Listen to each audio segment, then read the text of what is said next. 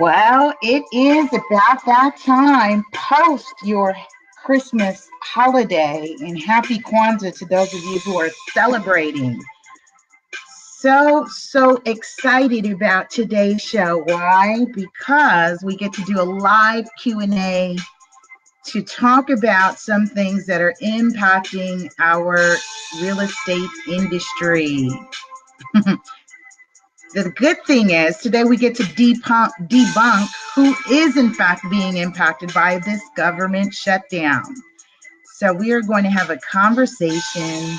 We are going to learn whether this is something you should be concerned about or not. And knowledge is power. Application is wisdom. So share and let somebody know what we are doing. And I'm going to do something new today. I'm doing something new today.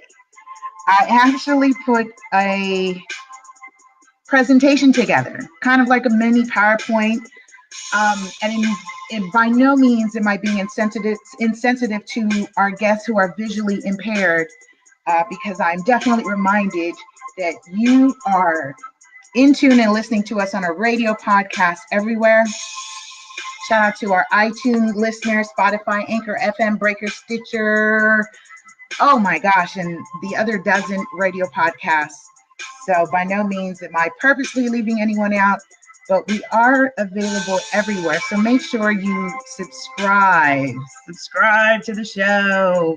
And thank you for growing with us. All right, settle down, class, settle down. Hello. Also, be reminded that this platform actually supports Real Estate 100 Youth Foundation, our favorite nonprofit that seeks to empower, teach, educate our youth and young adult community with real estate literacy as an alternate pathway to success. You can learn more about Real Estate 100 Youth Foundation at realestate100youth.org. Again, check us out at realestate100youth.org. All right. So let me, like I said, this is something new for me, and I was just playing around with my screen.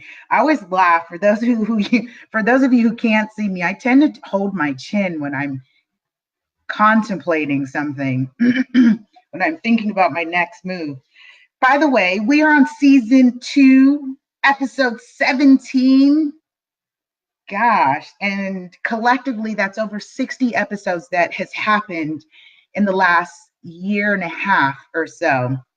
So again, thank you for tuning in, and welcome for those of you who are new to me. Lisa Puerto, I am a licensed California real estate professional, creator of the Real Estate 100 book series, creator of the now 2019 Millennials Real Estate Summit, coming soon, author of tons of books, and also founder of Real Estate 100 Youth Foundation, our country's first real estate focused nonprofit. Again, our country's first real estate focused nonprofit. That's what we do. Our mission is real estate literacy, with curriculums, workshops, webinars, tons of things that we have done nationwide. And I thank you all for your continued support and our beneficiaries who make our programs possible. Thank you, thank you, thank you. All right, so I am playing around with something new here. So let's do this real quick. Let's see if this works. Aha, I'm gonna bring this screen down here and see if I just do that. Hold on. Boom. Let's see what happens. Oh my gosh, it works. So I'm working with this new screen share, you guys. And for those of you who are listening, it's just going to be my talking points for this segment here. If you are in the comment box, jump in, say hi, say hello, and make sure you tag someone. Again, this segment is, like I said, a new segment that I'm doing on the show, because there's so much content being put out by the just wonderful real life people who are doing the raw and uncut in real estate. Oh, I just thought about how I can do this. Actually, I want to do it this way. Boom, there it is. I feel smart, y'all. Yay! I figured out. I see, because I'm into, like, I'm such a techie. So I'm into like the new way, not a new way, but the ways that we can share information. And so now that I can be like this cool little talking box while those of you who are viewing can actually view my points. So this is a segment of the show where I get to jump in and just really break down a lot of the content that I've been sharing. Last week we had Corey P. Smith, phenomenal, just humble guy, by the way, from Memphis, Tennessee. He's a veteran. He worked as a corrections officer, and he has done tremendous work in personal credit and business credit in putting out content, books. He's a lecturer, and please do check out episode 16 if you have missed it. Again, you can view any of the past shows on my YouTube platform at LA Superagent. All my handles are at LA Superagent wherever: Facebook, Twitter, Instagram, YouTube, Pinterest, LinkedIn, at LA Superagent. So wherever you are experiencing social media, my handle is LA Superagent, and you'll receive the same content across all those platforms. So I share that to say that show was a special show that we did, a hour-long segment, and just talked about things that relate to real estate and relate to your personal life, and really how you can position in this next transition. So very, very important. I'm not going to belabor it, because it's easy for me to go in again, because I just need you guys to really understand what is happening in this next shift. All right.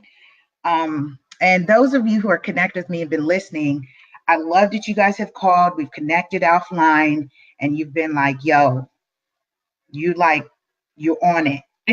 I appreciate you. So thank you for those of you who are connected and really just kind of supporting me and shouting me out for that. For the rest of you, you better get hip to it. All right. So how government shutdowns impacts real estate transactions. If you do have any questions, feel free to jump in.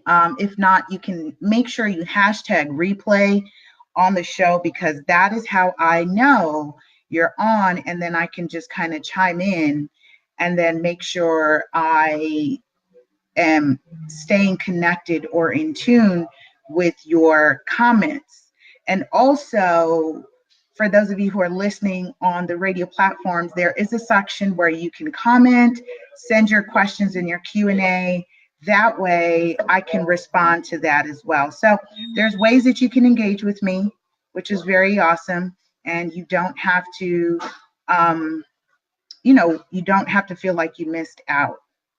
So I'm just going to do this real quick. I'm going to actually share this on my personal timeline because I am streaming actually from the LA Super Agent Facebook page, on the Ready Set Real Estate Facebook page, on the Real Estate 100 Facebook page, and on the Real Estate 100 book series Facebook page. Okay. I am ready. I'm super excited by this because like I said, I'm doing something new with this. Screen share. There it is. So it's a screen share, you guys, for those who are listening. All right, so let me get into this. How government shutdowns impacts real estate transactions. So for those of you who have been paying attention to the political arena, we are currently in a partial government shutdown, which may potentially extend and delay certain governmental agencies through January 3rd, because now we have Congress that is now going to be taken over by the Democrats. So for those of you who are currently in real estate transactions, currently just got your conditional loan approval, and you are going the FHA route. You are going the FHA route, meaning you're a first-time home buyer, typically first-time home buyer, someone who has not held a mortgage in the last 3 years, which means you have not written off the mortgage interest deduction in the last 3 years. By HUD guidelines, you are a first-time home buyer.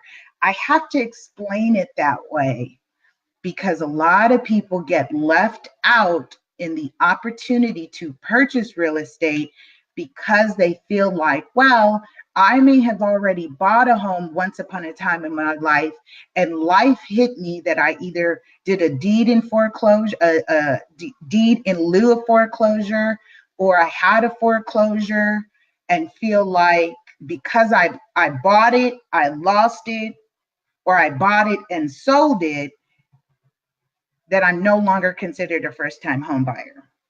Not true. Okay.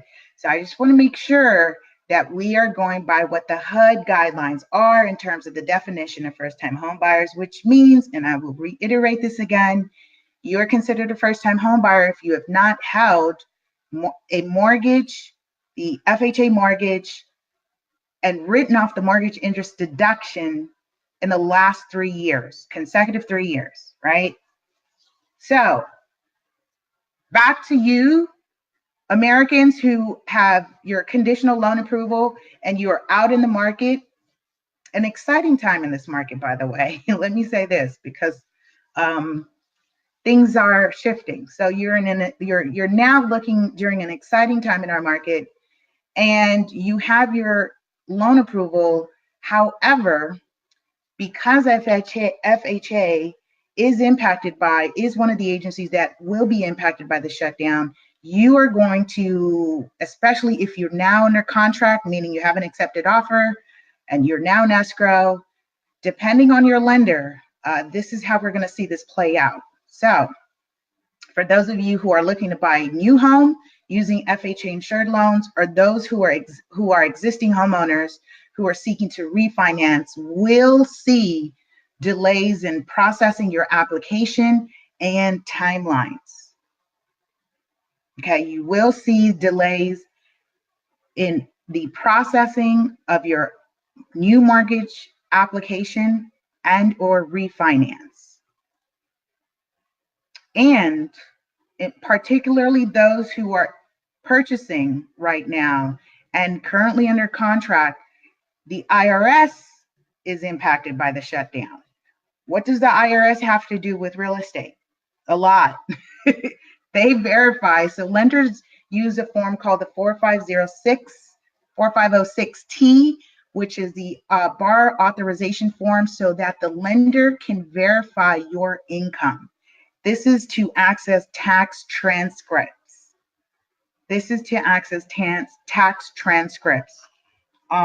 There is a way you can do it online, and you as the borrower can do it online. And if you have a lender that might be reaching out to you to say, hey, see if you can go ahead and request it online yourself and pull your own tax transcript and then email it to them, they may be able to do that.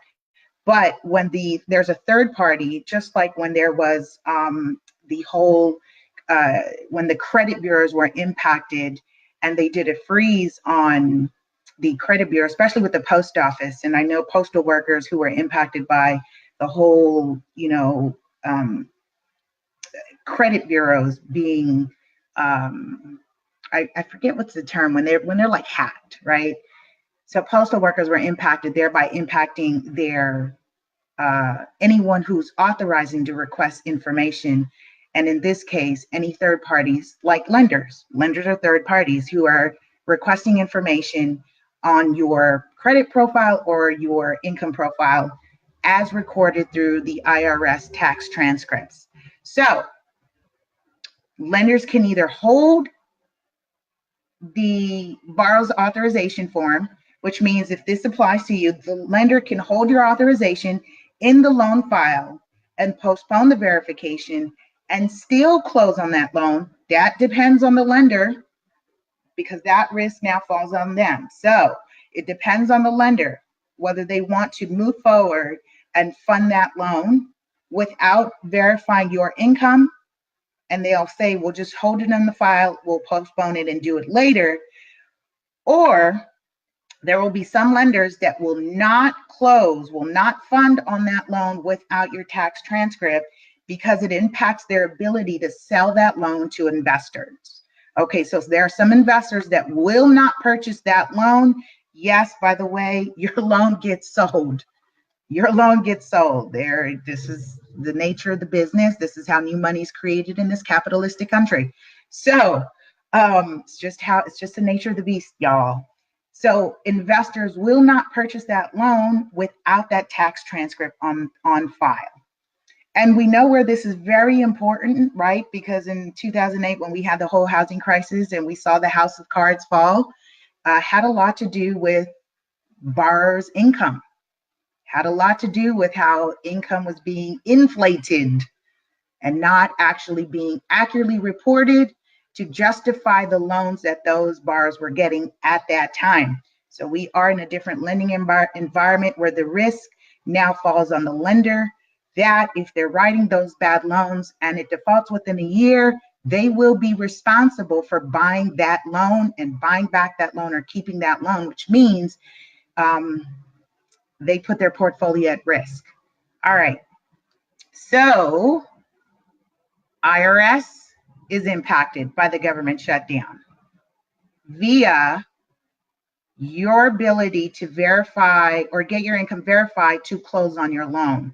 So not really an exciting time right now if you were trying to get closed by the end of this year or even through next year and you're using FHA insured loan and your lender has not yet verified your income via the tax transcript provided by the IRS. Again, there is a long form provided in your loan disclosure packet, loan application. It's the 4506T authorization form that you complete authorizing the lender to pull your tax transcripts to verify your income. All right, the U.S. Department of Agriculture, the Rural Housing Service, definitely impacted. All single family loan processing has stopped, which means it impacts new construction startup. So those of you who are seeking rural housing and you are using the USDA loans, definitely impacted, meaning not happening right now, which means it becomes very costly to buyers and sellers depending on the single family housing loan that they're using or the guaranteed loan closing that has been scheduled. So not fun if you are utilizing the USDA loans, because that completely has come to a halt. All right. The next one, Fannie Mae and Freddie Mac, guess what? Are quasi-governmental agencies. Business will continue as usual. They will not be impacted. Those agencies per se directly will not be impacted. Their operations will continue, but those they do business with via the other government funding programs will slow down processing. So again, Fannie Mae and Freddie Mac, quasi-governmental agencies, they operate on their own. They are not going to be impacted by the shutdown, but those who they do business with, of course, will feel it.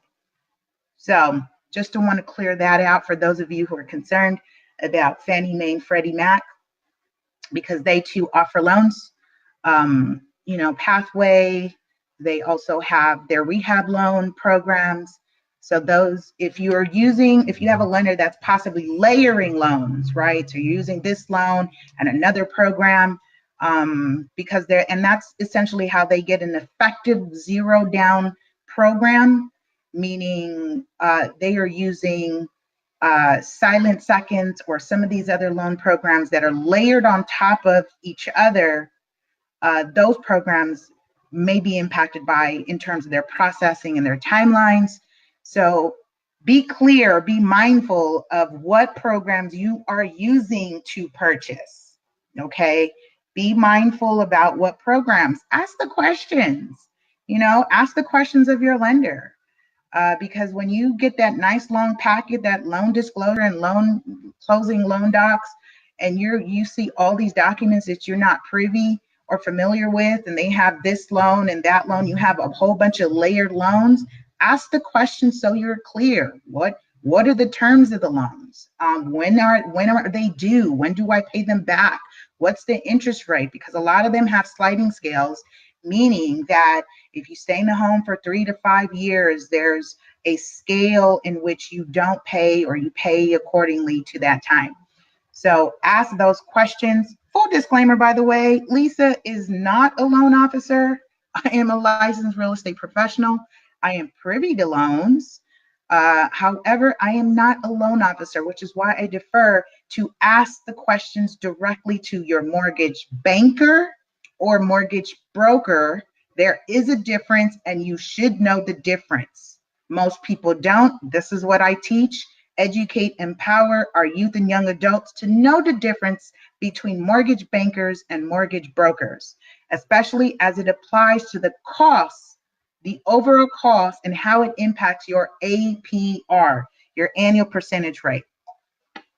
Can you hear how excited I am about this? Because it's like, for those of you who are listening, are getting so many gems just in the snippet of this, right? Just in the snippet. Okay. Oh, let me go back. Let me bring it back up. So I covered HUD, and I covered how HUD and FHA processing timelines are impacted. Those of you who are using the FHA insured loans. I talked about the IRS who's impacted by the current government shutdown, which thereby impacts your lender's ability to verify your income via your tax transcript. I talked about the USDA, those who are using those loans for rural housing. Single family loans processing has completely stopped. Staff not available. So that's impacting new construction and will be very costly to buyers and sellers who are utilizing that. So it really does. How does it impact the seller, by the way? All right, because you must be saying to me, Lisa, how's that impacting a seller? A seller who may either be doing a close concurrent or has a timeline to take that money and do something else with it, or even who was aiming to close by the end of the year for tax reasons, right?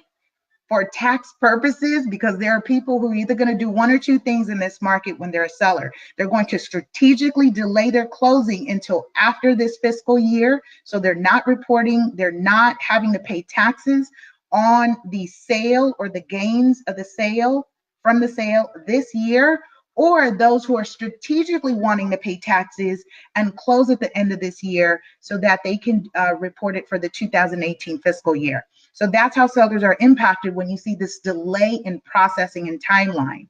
It creates an issue depending on what their tax strategy is. Okay, that's how it's impacting sellers. All right, so I talked about Fannie Mae and Freddie Mac for those of you who are like, all right, so what's up with them? They're quasi-governmental agencies, so they're not shutting down. They're not impacted. Business continues as normal, which means their operations will continue. However, those they do business with via government funding or depending, like I said, I just talked about whether your loan is layered with other programs. other government programs will be impacted and will slow down the processing. So it all depends on the lender, on whether they're going to decide to close that loan without having all the documentation they need. That is at the lender's discretion, and that is the question you need to be asking your lender if you are currently in escrow and have a transaction that is being impacted by the shutdown. All right. All right. And the Department of Veterans Affairs, guess what? They will continue, because they have indicated that housing for military veterans are so important that they will not be impacted. So good to know that those of you who are using VA loans, that awesome zero down program, and actually allows them to really scale their income if they have full-time, if they are receiving full-time VA benefits. Lenders are allowed to really scale their income so that it increases their buying power. And there's a very unique formula used to do that, which, by the way, you can buy income property with VA loans, all right? You can buy income property with VA loans.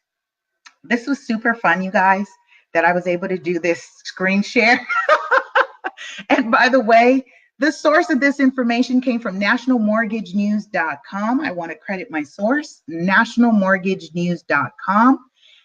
For those of you who are staying abreast in the market of what's happening and how this government shutdown is impacting the real estate industry, I wanted to come on here and do a live Q&A for those of you who may be questioning or may not even know, right? Like I said, knowledge is power, application is wisdom. The onus is now on you to share and let someone know what we've done today on Ready, Set, Real Estate. By the way, Ready, Set, Real Estate is a proud supporter of Real Estate 100 Youth Foundation, which is our nonprofit for the youth and young adult, and the only one in the country that is focused to educate, empower, and teach them with real estate literacy via webinars, workshops, and guess what? We give out scholarships to cover continuing education for real estate courses if they seek to enter the industry, or any career or vocational trade connected to the real estate industry, because we are all connected. All right, you guys, that is my time today. I trust you are going to have a phenomenal week. Be sure to share, connect, build, and share on all social media platforms. And we'll see you next week on Ready, Set, Real Estate. See ya.